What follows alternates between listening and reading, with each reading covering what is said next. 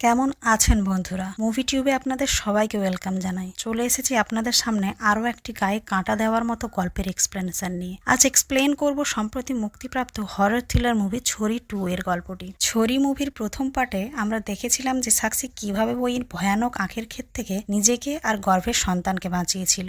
দ্বিতীয় পার্টটিতে গল্প শুরু হয় তার পরের থেকে। প্রথম পার্ট যদি আপনারা না দেখে থাকেন তো প্রথমে আগে ওটা দেখে আসুন, কারণ এতে ছড়ি 2 এর কাহিনী বুঝতে আপনাদের সুবিধা হবে, যার লিংক আমি ডেসক্রিপশনে দিয়ে দেবো। তো চলুন শুরু করা যাক আজকের এক্সপ্লেনেশনটি। মুভির শুরুতে আমরা সেই ভয়ানক আখের ক্ষেত দেখতে পাই, যা ছড়ি মুভির পার্ট 1-এ দেখেছিলাম। ওই অন্ধকার আখের ক্ষেতের মধ্যে একটি ছোট্ট মেয়ে হাতে লণ্ঠন নিয়ে তার মাকে এদিক ওদিক খুঁজে বেড়াচ্ছিল। তখনই ওই মেয়েটি আরো দুটি ছোট্ট মেয়েকে দেখতে পায়, যারা তাকে বলে যে মা তোমাকে ডাকছে। কথাটি শুনে মেয়েটি ওদের পেছন পেছন যায় এবং সে একটি কুয়ার সামনে এসে পৌঁছায়। মেয়েটি কুয়ার সামনে এসে তার মাকে ডাকতে থাকে। তখনই আমরা দেখতে পাই ওই বাচ্চা মেয়েটির পায়ে শেকল পরিয়ে কোনো এক অদৃশ্য শক্তি তাকে টানতে টানতে ওই কুয়ার মধ্যে নিয়ে যাচ্ছে। মেয়েটির পেছন পেছন আমরা এক পিশাচাকৃতির কোনো কিছু ভয়ঙ্কর কারকে যেতে দেখি, আর মেয়েটির তীক্ষ্ণ আর্তনাদের সাথে সিন এখানেই শেষ হয়। এরপর দৃশ্য চলে আসে পরবর্তীতে। আমরা সাক্ষীকে দেখতে পাই, যে একটি স্কুলে বাচ্চাদের পড়াচ্ছিল।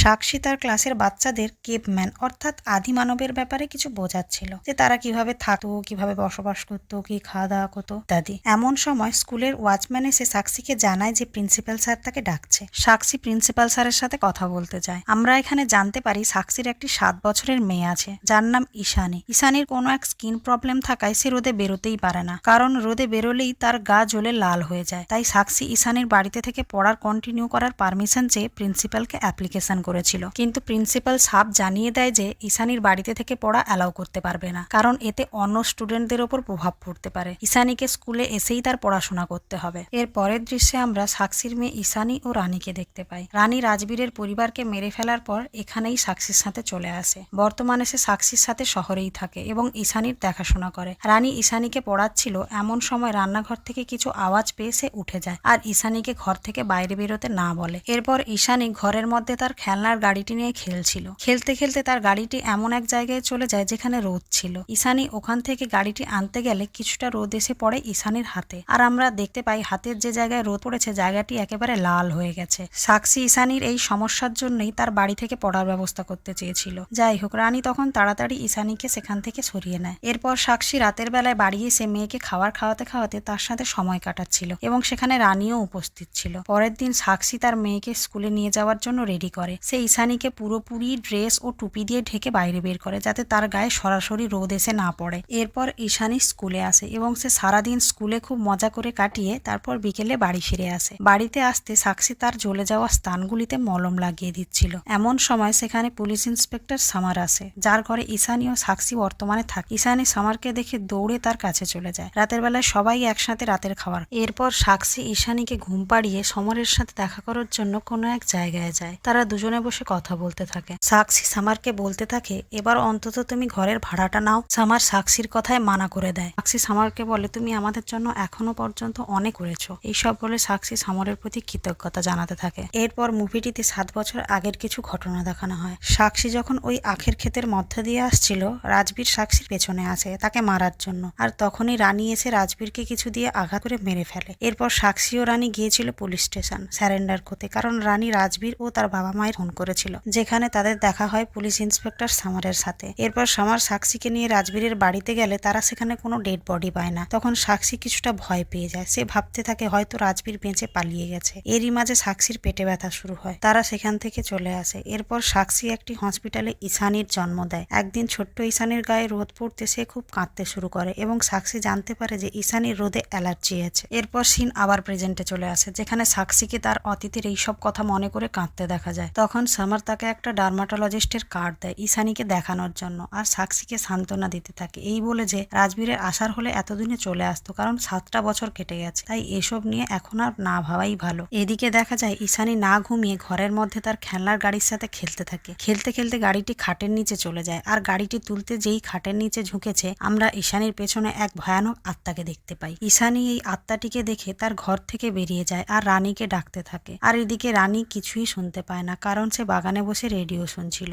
ঈশানী ভয় পেতে পেতে তার রুমের দিকে যেই না যেতে যাবে, অমনি ওই আত্মাটা ঈশানীর সামনে আসে আর তাকে বশ করে নেয়। ঈশানী ওই আত্মাটির বশে এসে ঘর থেকে বেরিয়ে চলে আসে বাইরে। বাইরে রানীর সামনে দিয়ে চলে যেতে থাকে। রানী তখন কিছুই টের পায় না, তবে ঠিক তার একটু পরে সে ঈশানীকে যেতে দেখে আর দৌড়ে তার পেছনে যায়। বাইরে একটি গাড়ি দাঁড়িয়েছিল, ওখান থেকে কিছু লোক বেরিয়ে ঈশানী আর রানীকে তুলে নিয়ে যায়। এরপর কিছুক্ষণ বাদে সামার ঈশানীকে ঘরে ছাড়তে আসে। সাক্ষী গাড়ি থেকে নেমে দেখে যে তাদের ঘরের দরজা খোলা হয়ে আছে। সে দৌড়ে ঘরের ভেতর চলে আসে আর চারিদিকে রানীও ঈশানীকে খুঁজতে থাকে, কিন্তু সে কারোকেই দেখতে পায় না। এদিকে সামার সাক্ষীকে সান্ত্বনা দিতে থাকে। সে বলে যে সে যেভাবেই হোক ঈশানীকে খুঁজে এনে দেবে। আর সাক্ষী ভয় পেয়ে বলে যে কিছুক্ষণ বাদে সকাল হবে, যদি সূর্যের আলো লেগে ঈশানীর কোনো ক্ষতি হয়, এই বলে সে কাঁদতে থাকে। কিছুক্ষণ বাদে সামার সেখান থেকে চলে গেলে সাক্ষী নিজের শোবার ঘরে গিয়ে তার মেয়ের কথা মনে করে খুব কাঁদতে থাকে। কাঁদতে কাঁদতে সে কখন ঘুমিয়ে পড়ে। ঘুমের মধ্যে সে তার মেয়ে ঈশানীকে দেখতে পায় আর তখনই সামারের কল আসে। সাক্ষী তাড়াহুড়ো করে সামারের কলটা রিসিভ করলে সামার জানায় যে তারা একটা সিসিটিভি ক্যামেরায় সাক্ষীকে দেখতে পেয়েছে, যেখানে দেখা গেছে রাজবীরের তাও সাক্ষী আর রানীকে তুলে নিয়ে গেছে। তারা ওই গ্রামের দিকেই গেছে যেখানে সাক্ষী 7 বছর আগে গিয়েছিল।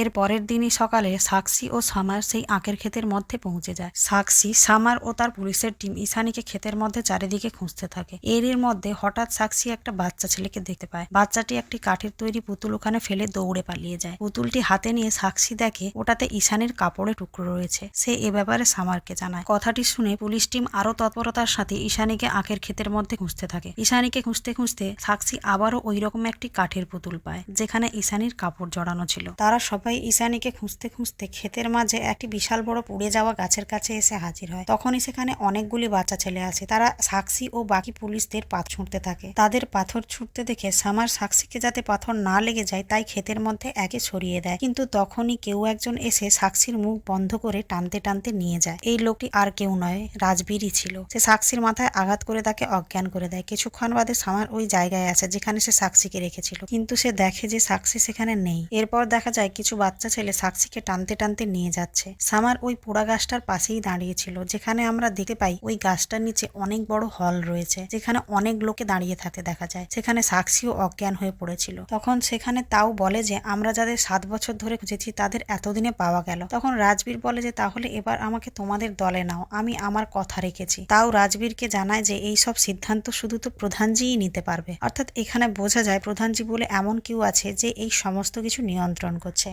সেখানেই আমরা কালো কাপড়ে এক মহিলাকে দেখতে পাই যার নাম দাসী। তাও দাসীকে কিছু বলে, যার ফলে দাসী একটি দরজার ছোট গেট খুললে আমরা তার মধ্যে এক ভয়ঙ্কর শরীরের কোনো পিশাচকে দেখতে পাই, যে দাসীকে ইশারায় কিছু বলে।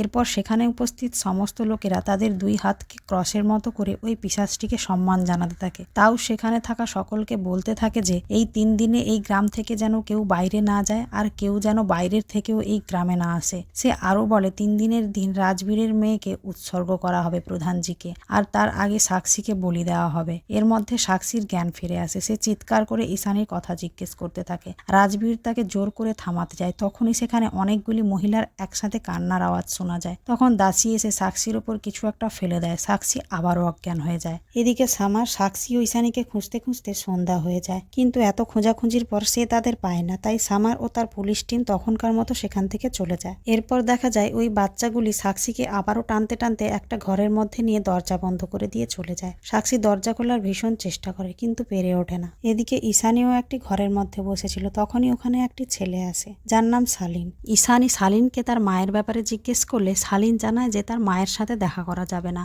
দাসীমাই এখন থেকে তার মা। এই বলে শালীন ঈশানীকে কাড়া জাতীয় একটা কিছু তরল পদার্থ দেয় এবং বলে যে এটি দাসীমা পাঠিয়েছে, কিন্তু ঈশানী ওটা খেতে মানা করে দেয়। এরপর সাক্ষীকে দেখা যায় যে ওই ঘর থেকে বেরোনোর ভীষণ চেষ্টা করছিল। এমন সময় সেখানে দাসীমা আসে। সাক্ষী দাসীকে দেখে বলে যে তার মেয়ে ভীষণ অসুস্থ, সে মোটেও রোদে বেরোতে পারে না, আর রোদে বেরোলেই তার শরীর জ্বলে যায়। কথাটি শুনে দাসী বলে এটা কোনো অসুস্থতা নয়, এটা একটি বিশেষ শক্তি। এই বলে সে সেখান থেকে চলে যায়। তাকে চলে যেতে দেখে সাক্ষী আবারও চিৎকার করে তার মেয়েকে ছেড়ে দিতে বলতে থাকে। তখনই ওই ভয়ঙ্কর ছায়াটি সাক্ষীর সামনে আসে, যাকে আমরা ঈশানীর কাছে দেখেছিলাম। সাক্ষী খুব ভয় পেয়ে যায় তাকে দেখে। সাক্ষী দেখে ওই ভয়ঙ্কর কালো ছায়াটি ধীরে ধীরে দাসী রূপ নিচ্ছে। আসলে ওই কালো ছায়াটি হলো দাসীরই আত্মা। সে সাক্ষীকে বলে তোর মেয়ে এখন থেকে আমার, তুই তাকে ভুলে যা। এরপর আমরা রাজবীর ও তাওকে আখের ক্ষেতের মধ্যে দেখতে পাই, যেখানে রাজবীর বলে যে সে তার মা বাবার খুনের বদলা নেবে, আজই সাক্ষীকে মেরে ফেলতো। তবে ওই মহিলাদের চিৎকারে সে ভয় পেয়ে গিয়েছিল।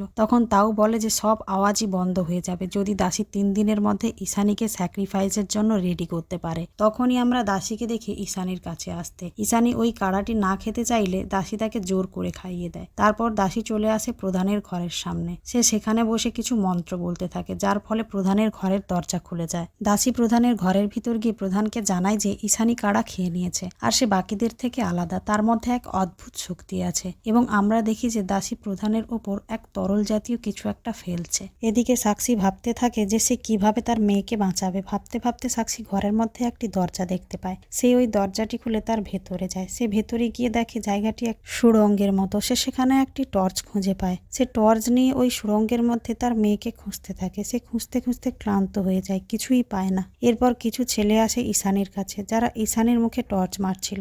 সালিন নামের ওই ছেলেটি ঈশানীর কাছেই ছিল। সে ওই বাচ্চাগুলোকে বাইরে যেতে বলে। তখন ওই বাচ্চাদের মধ্যে একজন সালিনকে বলে যে তোকে তো ছেলের মতোও লাগে না, আবার মেয়ের মতোও লাগে না। এই সব বলে বাচ্চাগুলি সেখান থেকে দৌড় দেয়। সালিনও তাদের পেছন যায়। এদিকে দরজা খোলা পেয়ে ঈশানী পালানোর চেষ্টা করে। সে ঘর থেকে বেরিয়ে দেখে যে তার সামনে অনেক লম্বা সুড়ঙ্গ। ওই সুড়ঙ্গ দিয়ে যেতে যেতে ঈশানী কিছু বাচ্চা মেয়েদের দেখতে পায়। ওই বাচ্চা মেয়েগুলি ঈশানীকে বলতে থাকে যে মা ডাকছে। ঈশানী ওই বাচ্চা মেয়েগুলির পেছন পেছন যেতে থাকে এবং তাদের পেছনে যেতে যেতে ঈশানী সুড়ঙ্গের গেটের কাছে পৌঁছে যায়। বাইরে অনেক রোদ থাকা সত্ত্বেও সে সাহস করে সুড়ঙ্গের বাইরে বেরিয়ে যায়। তবে তার গায়ে রোদ পড়তেই তার সারা শরীর লাল হয়ে ওঠে আর সে সেখানেই অজ্ঞান হয়ে পড়ে যায়। আর তখনই দেখা যায় যে সাক্ষীর সামনে থাকা কাঠের পুতুলটিতে আগুন লেগে যায়। এরপর দাসী যখন ঈশানীর রুমে আসে দেখে যে ঈশানী সেখানে নেই। সে তখনই তার মধ্যে থাকা ওই শয়তানি ভয়ঙ্কর কালো ছায়া পাঠিয়ে দেখে নেয় যে ঈশানী সুড়ঙ্গের বাইরে অজ্ঞান হয়ে পড়ে আছে। তারপর সে নিজে দৌড়ে গিয়ে ঈশানীকে তার ওড়না দিয়ে জড়িয়ে ওখান থেকে নিয়ে আসে।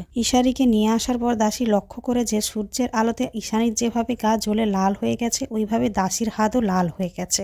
সাক্ষী ওই সুড়ঙ্গের মধ্যে দিয়ে যেতে যেতে একটি দরজার সামনে এসে পৌঁছায়। ওই দরজার ভেতর থেকে অনেক মহিলার আওয়াজ শোনা যাচ্ছিল, তাই সাক্ষী ওই ঘরের মধ্যে যায়। এরপর শিন চলে আসে ঈশানীর কাছে, যে অজ্ঞান হয়ে একটি খাটে ঘুমিয়েছিল আর দাসী তার জন্য জড়িবুটির কিছু পেস্ট বানিয়ে তার জ্বলে যাওয়া স্থানগুলিতে লাগিয়ে দিচ্ছিল এবং কিছুটা নিজের গায়েও লাগাচ্ছিল। কিছুক্ষণ বাদে ঈশানীর জ্ঞান ফিরলে দাসী ঈশানীকে ওই কাড়া আবার খেতে দেয়। ঈশানী না খেতে পারায় দাসী তাকে খাইয়ে দেয়। পরের দিন সকালবেলা সামার আবার ওই আখের ক্ষেতের সামনে আসে। সে আখের খেতে যাওয়ার আগে তার এক কনস্টেবলকে বলে যায় যে যদি সে কাল সকালের মধ্যে ফিরে না আসে তাহলে পুলিশ টিম নিয়ে ক্ষেতের মধ্যে যেতে। সামার ক্ষেতের মধ্যে কিছুটা এগিয়ে একটি কুয়ো দেখতে পায়। সে দেখে কুয়োর মধ্যে সিঁড়ি আছে নিচে যাওয়ার জন্য। সামার ওই সিঁড়ি ধরে কুয়ার নিচে যায়। নিচে গিয়ে সামার একটি সুড়ঙ্গের মতো জায়গায় এসে পৌঁছায়। সে বুঝতে পারে না যে সে কোন দিকে যাবে। এদিকে দাসীকে দেখা যায় আবারও কাড়া বানাচ্ছিল ঈশানীকে খাওয়ানোর জন্য, কিন্তু ঈশানী কিছুতেই কাড়া খেতে চায় না। তখন দাসী বলে যে এই কাড়া খেলে সে তাড়াতাড়ি বড় হয়ে যাবে। ঈশানী তখন বলে সে খাবে যদি দাসী তাকে একটি গল্প বলে। তার কথা শুনে দাসী তাকে একটি গল্প বলতে শুরু করে।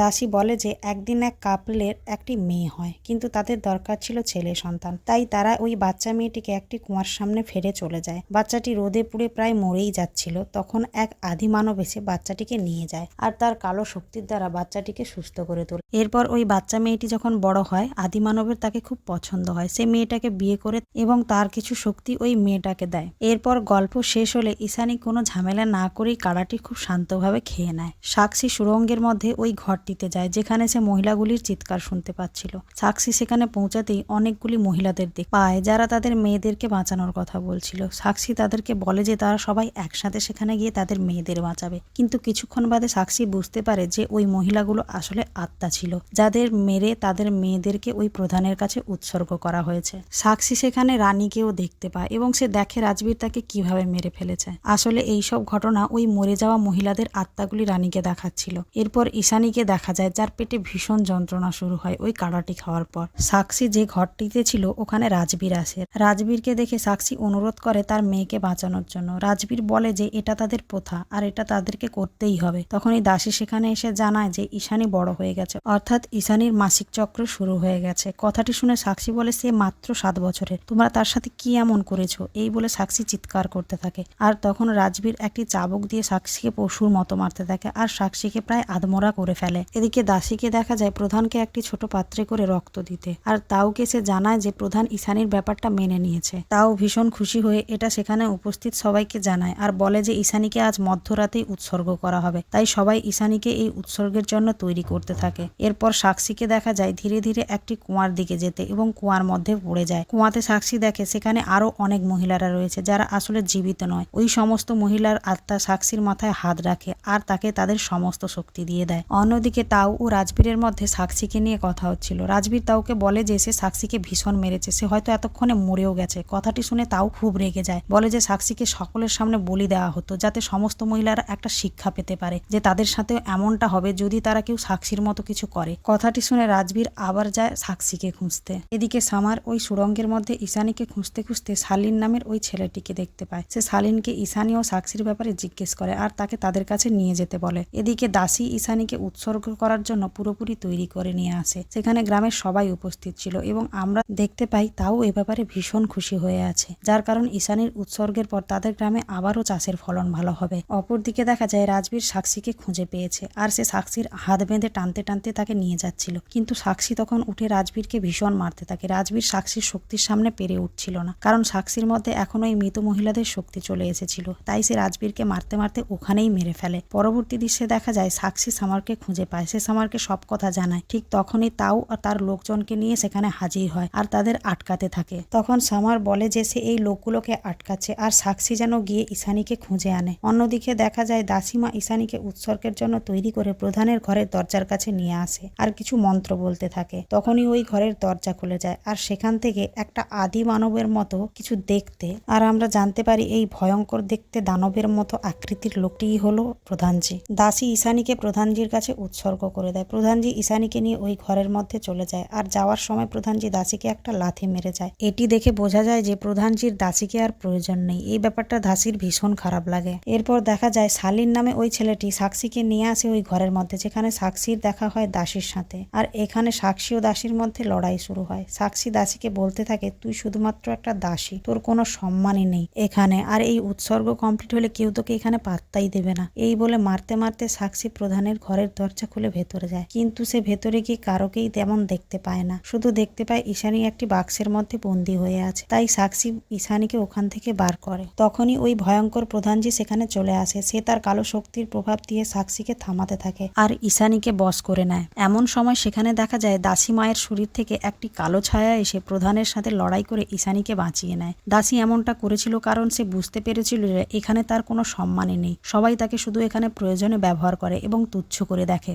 এদিকে সামার তাও ও তার লোকজনকে অ্যারেস্ট করে নেয়। ততক্ষণে পুলিশ টিমও সেখানে এসে গেছে। সাক্ষী ও দাসী মিলে ঈশানীকে তাড়াতাড়ি ওই সুড়ঙ্গ থেকে নিয়ে যায়, কারণ ওই ভয়ঙ্কর প্রধান আবার কখনো জেগে উঠতে পারে। সাক্ষী ও দাসী যখন ঈশানীকে সূর্যের আলো থেকে বাঁচিয়ে পালকি করে নিয়ে যাচ্ছিল, তখনই একটি শেকল এসে সাক্ষীর পায়ে জড়িয়ে যায় আর সাক্ষীকে টানতে টানতে নিয়ে যায় সেই কুয়ার মধ্যে। দাসী তাকে বাঁচানোর চেষ্টা করে কিন্তু পারে না। দাসী কুয়ার মধ্যে উঁকি দিয়ে দেখলে সাক্ষী বলে যে তাকে ওই প্রধানকে মারতেই হবে, না হয় সে আবারও বেঁচে উঠবে আর আবার এই সব শুরু করবে। তারপর আমরা দেখতে পাই সাক্ষী প্রধানের সাথে লড়াই করার জন্য সুড়ঙ্গের মধ্যে যায়। আর এখানেই শেষ হয় এই মুভির কাহিনী। এই মুভির এক্সপ্লেনেশনটি ভালো লেগে থাকলে অবশ্যই লাইক এবং সাবস্ক্রাইব করবেন। আপনাদের মতামত সহ নেক্সট কোন মুভির এক্সপ্লেনেশন শুনতে চান তা কমেন্ট করে জানাবেন। এখনকার মতো এটুকু, দেখা হবে নেক্সট ভিডিওতে।